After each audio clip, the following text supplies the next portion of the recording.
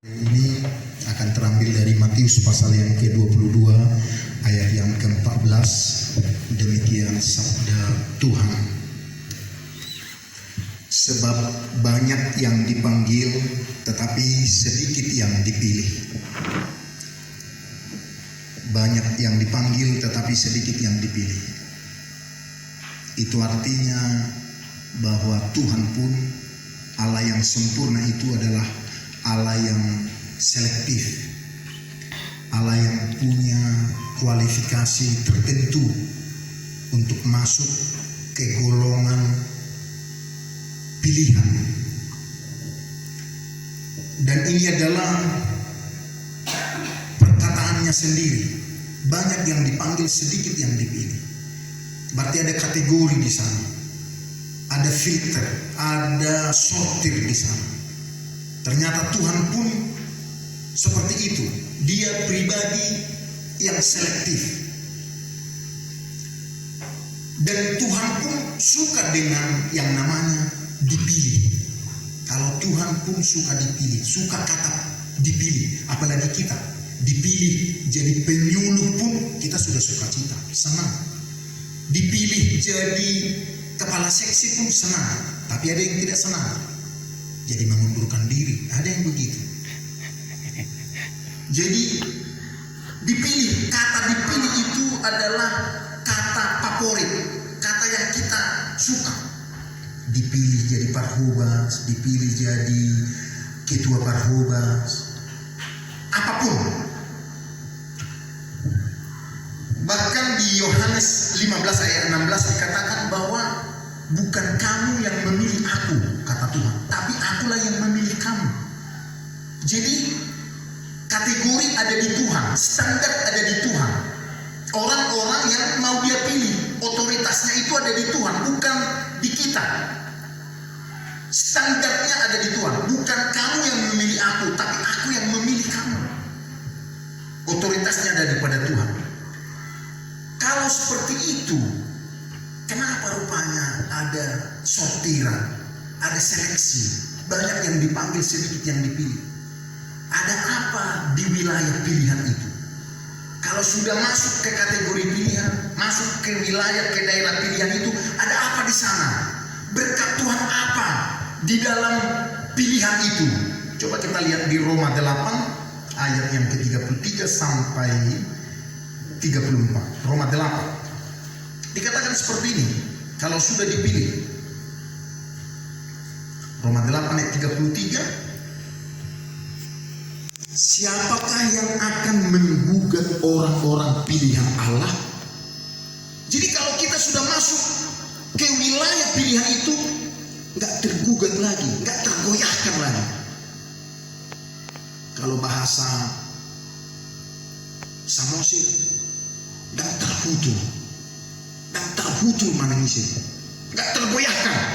Siapakah yang akan menggugat orang-orang pilihan Allah? Allah yang membenarkan mereka.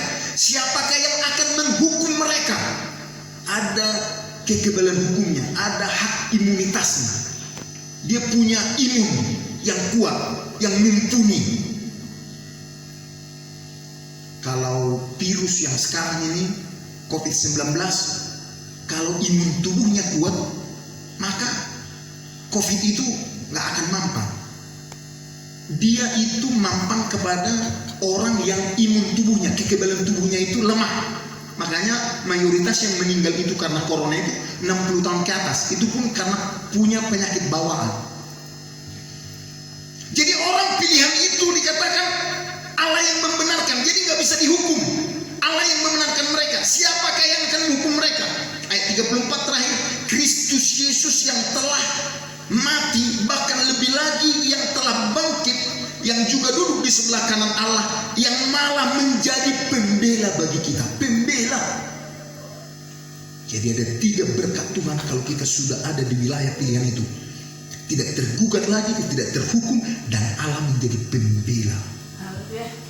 Bapak Ibu Saudara yang dikasih oleh Tuhan, kalau kita melihat pejabat-pejabat kena kasus korupsi di televisi itu, mereka berlomba-lomba mencari pembela mereka yang paling hebat, yang paling top, yang paling pintar, yang paling berpengaruh. Maparis Utapea, dulu Adnan Buyung Nasution, Hotman Sitompul dan lain sebagainya, orang-orang yang hebat. Bagaimana supaya dia dibela, minimal perkara atau hukumannya itu dikurangi, diringankan. Jadi kalau kita sudah masuk ke wilayah pilihan itu, Allah menjadi pembela bagi kita yang jauh lebih pintar, jauh lebih berpengaruh, jauh lebih hebat dari seorang pengacara di dunia ini.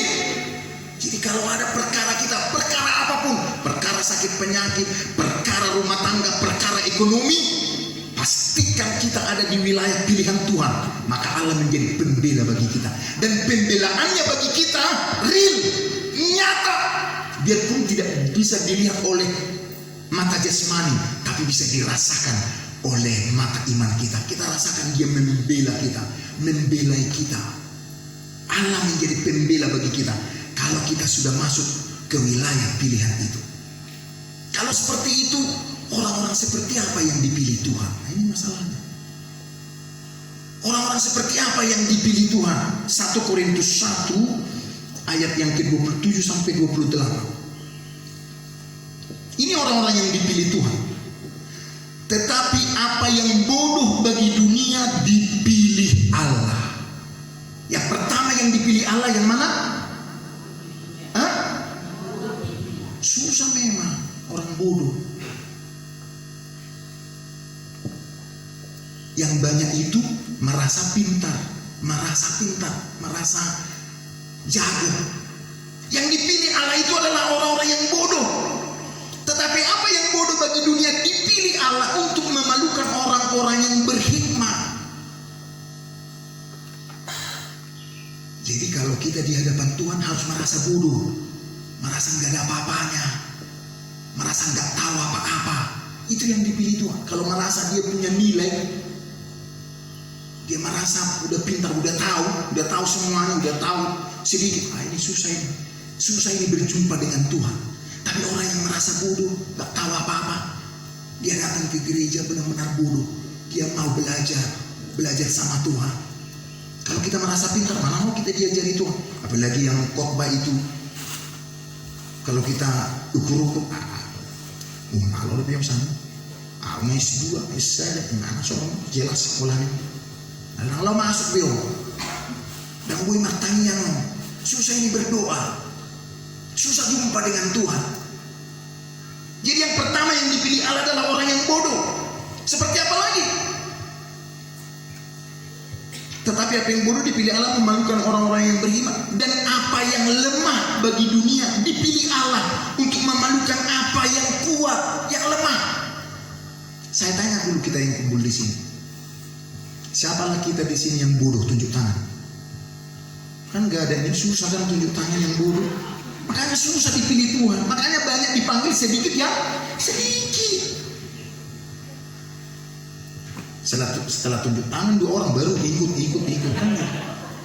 Karena gak mau kita dibilang bodoh, gak mau.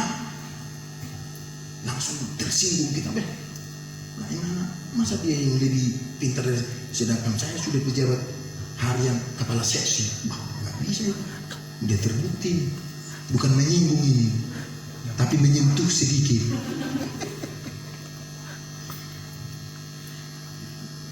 Yang lemah. Yang ketiga apa lagi? Dan apa yang tidak terpandang dan yang hina bagi dunia dipilih Allah. Bahkan apa yang tidak berarti dipilih Allah untuk memalukan apa yang berarti. Banyak kita yang membuat nilai kepada diri kita. Kalau kita sudah punya sesuatu, kita buat nilai diri kita, kita buat harga kita. Kalau kita nggak dihargai, kita tersinggung. Karena kita buat nilai kita. Jadi buat dirimu tidak berarti supaya dipilih Tuhan. Tuhanlah yang membuat nilai kita.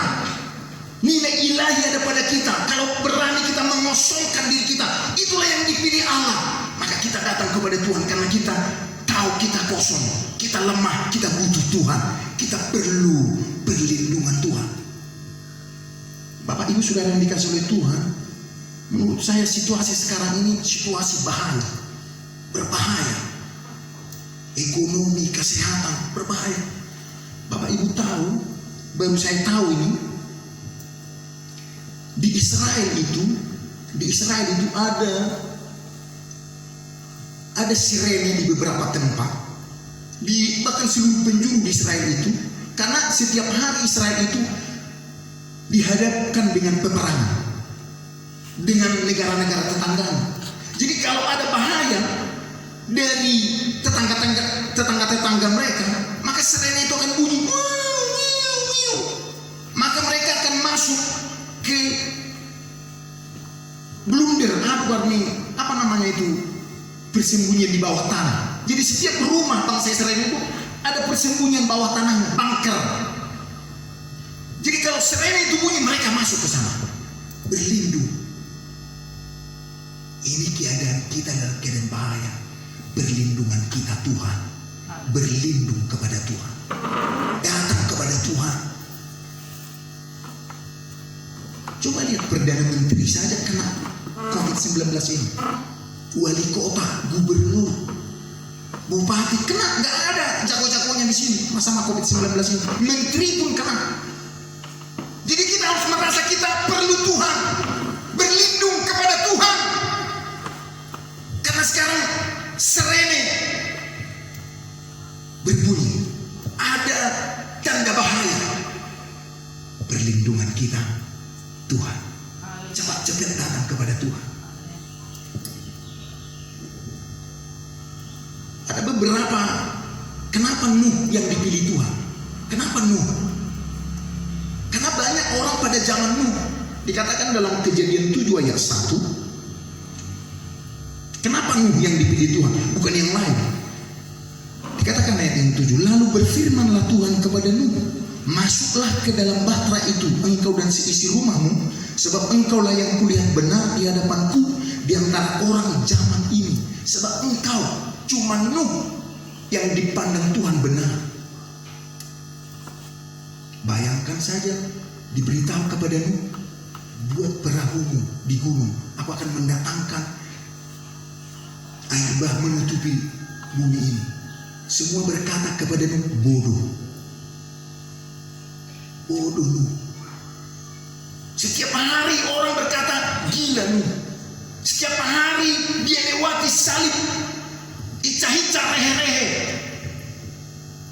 dihina, dicemooh, dikatakan bodoh kepada Nuh, tapi dia nggak peduli. Dan ketika waktunya datang, hanya kepada Nuh dikatakan, masuklah kepada bahtera itu, yang lain tidak ada. Kenapa? Karena Nuh berani tampil beda. Orang nggak peduli kepada Tuhan, mari kita peduli kepada Tuhan. Nuh itu terus memperbaiki rumahnya. Apakah harus pakai? Atau bisa tanpa ini? Kita mati. Powernya nanti kan. Kita mati, gugur suara.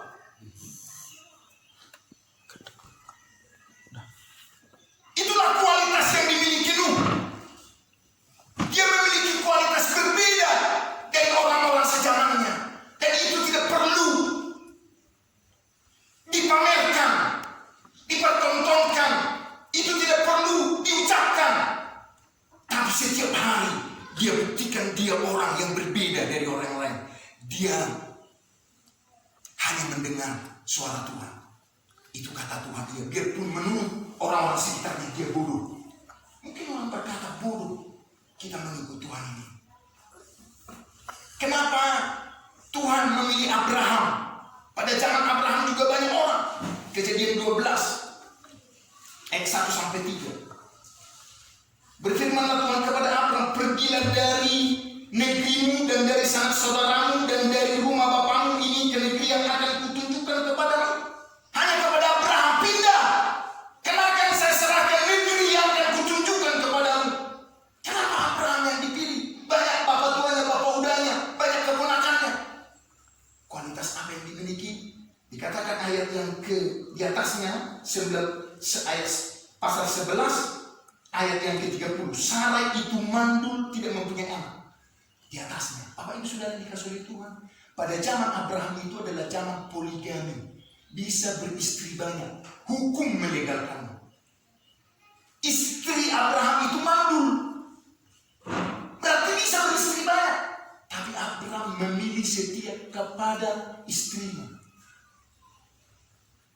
dia mengambil Sarai itu karena bujukan si Sarah. Dimasukkan ke kamarnya pas Abraham mabuk. Nah itulah kejadiannya berlanjut.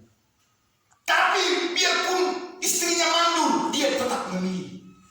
Mandulkah sekarang ekonomimu? Mandulkah doa-doamu? Mandulkah pengharapanmu? Mandulkah sukacitamu? Tetap setia kepada Tuhan. Amin. Banyak orang berkata kepada Abraham, bodoh sekali Abraham. Banyak wanita. Kenapa Sarah udah tua? Banyak yang berkata bodoh, banyak yang berkata lemah kepada Abraham. Tapi Abraham tetap memilih setia kepada Tuhan. Biarpun mandul karir kita, mandul segala-galanya dalam hidup kita, tetap setia mengikut Tuhan. Amin. Amin. Ini waktunya kita membuktikan kualitas kita. Biarpun situasi membahayakan, kita tetap setia mengikut Tuhan. Kenapa memilih Yakub bukan Esau? Masih banyak ini, tapi Bapak putar-putar udah melihat saya. Arti waktu ini, besok mau cepat pulang ke Pangkulan ini. Jadi saya cepat saja. Kenapa Yakub dipilih bukan Esau? Padahal Esau itu anak sulung. Tapi Yakub yang dipilih Tuhan. Kejadian 25 ayat 29 sampai 34. Ini dia. 29 sampai 34. Pada suatu kali Yakub sedang memasak sesuatu, lalu datanglah Esau dengan lelah dari padang.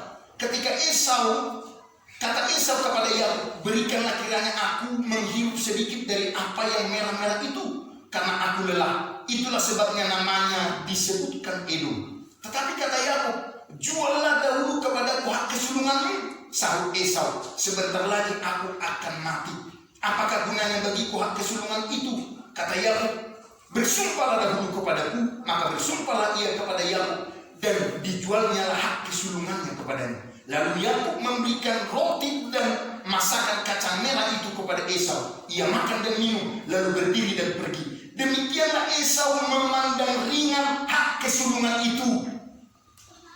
Kenapa Yakub yang dipilih bukan Esau? Karena Yakub mampu menghargai hal-hal yang kecil, hal-hal yang remeh-temeh.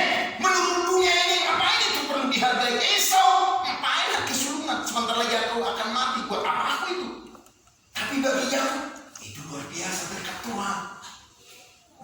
Mungkin banyak orang berkata kepada kita, ngapain kamu? Musim kemarau mengucap syukur, musim hujan mengucap syukur. Kepada orang yang tidak takut sama Tuhan pun itu diberikan. Ngapain kau mengucap syukur? Padahal yang paling dikehendaki itu adalah mengucap syukur. Yang paling dikehendaki itu adalah mengucap syukur. Mengucap syukurlah dalam segala hal, karena itulah yang dikehendaki Tuhan dari kamu. Mengucap syukur. Jadi apa yang diberikan kepada Tuhan? Tuhan kepada mengucap syukur. Diberikan istri yang cerewet, ucapkan syukur. Hargai kecerewetannya. Dikasih Tuhan suami yang ngorok, malam-malam tidur, ucapkan syukur. Terima kasih Tuhan, kau mengirim radio sehingga bersama saya tidur.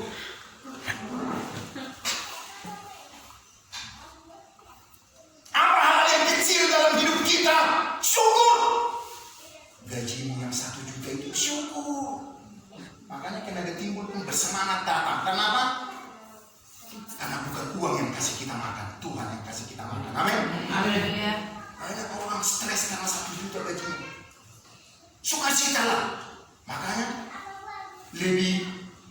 coba kita lihat, lebih bersuka cita orang yang gajinya 1 juta daripada yang gajinya 5 juta.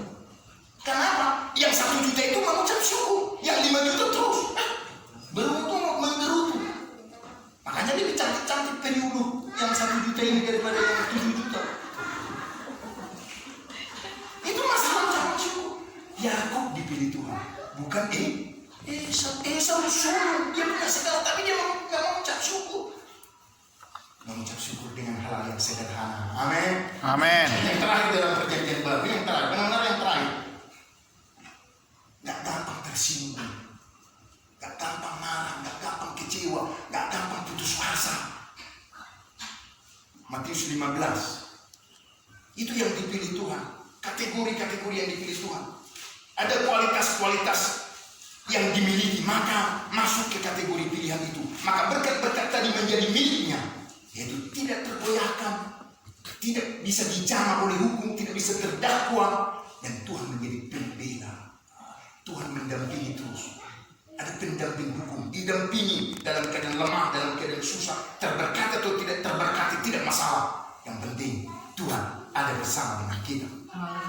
Matius 15 ayat 21 sampai 28. Lalu Yesus pergi dari situ dan menyingkir ke daerah Tirus dan Sidon.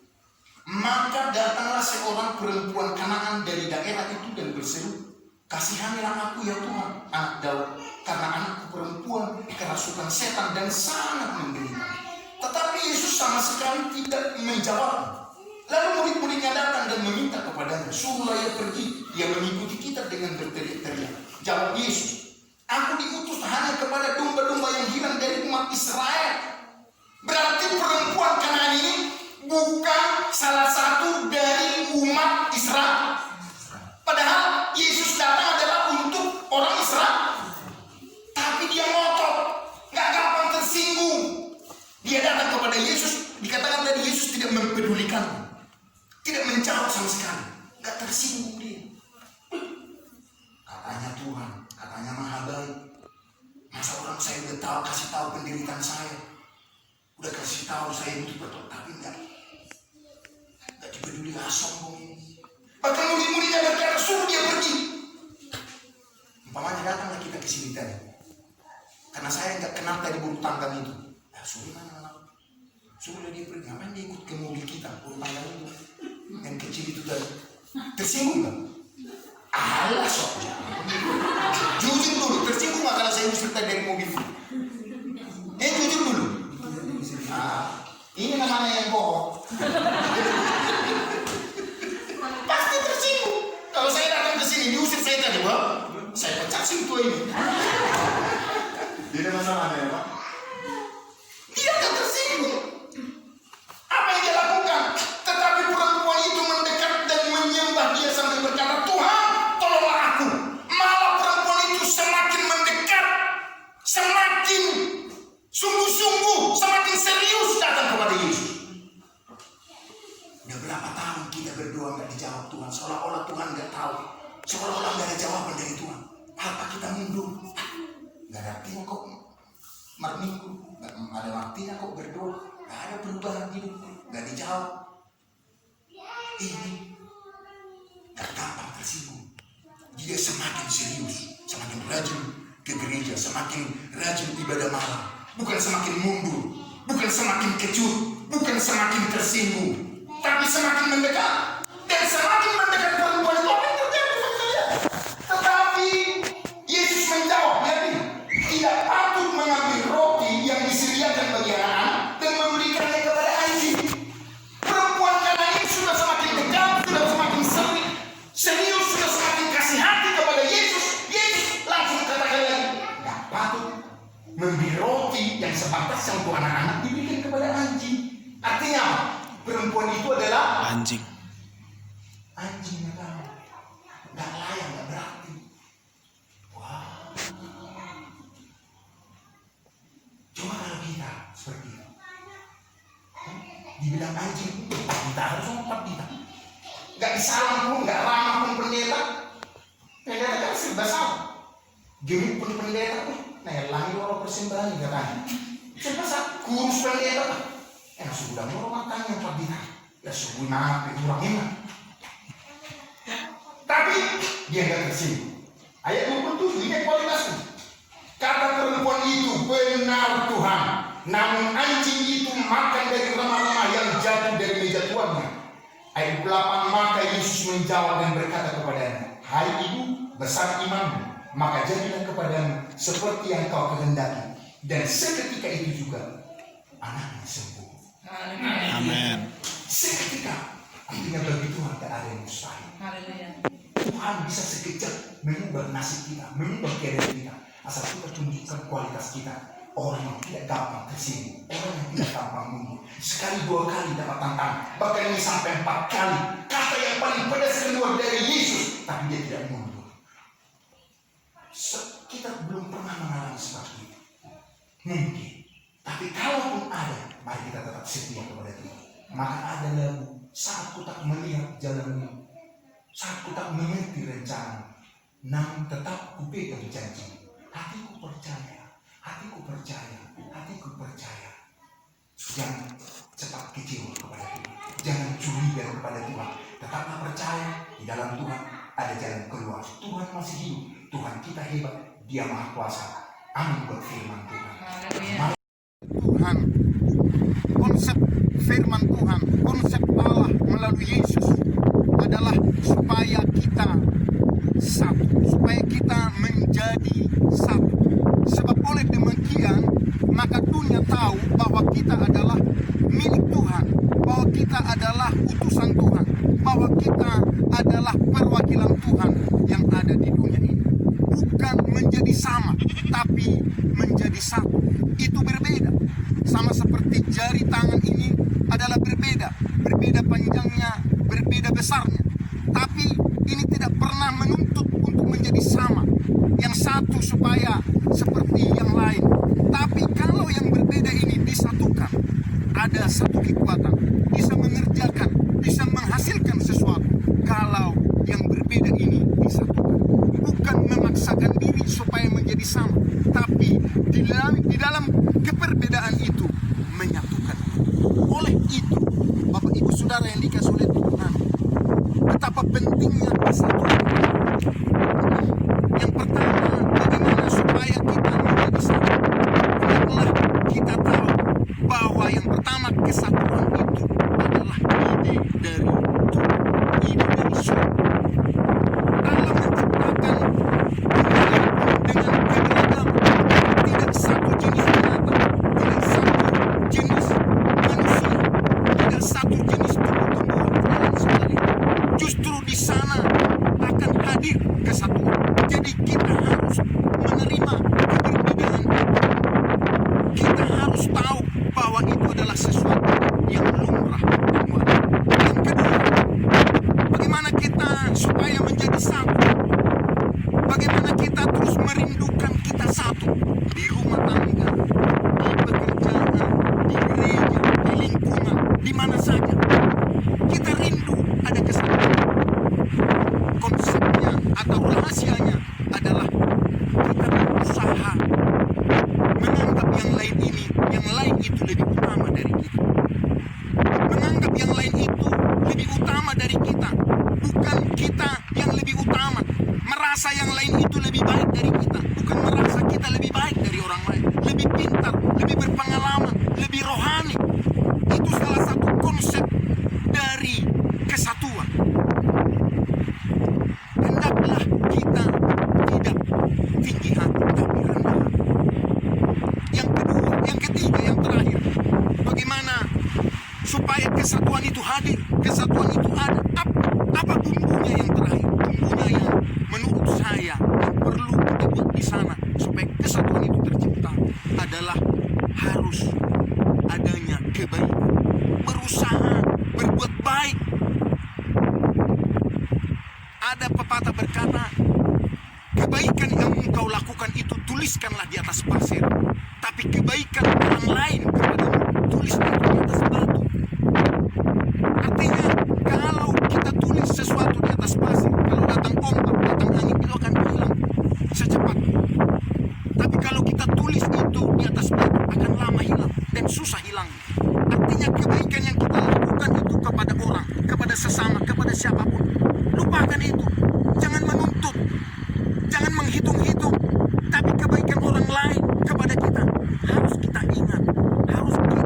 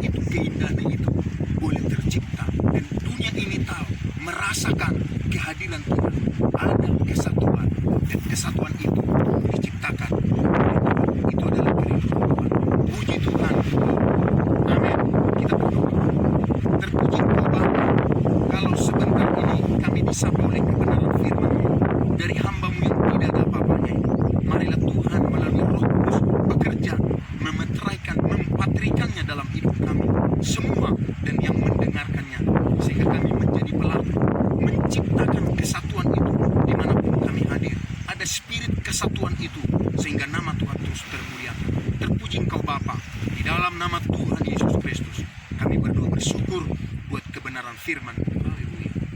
Amin.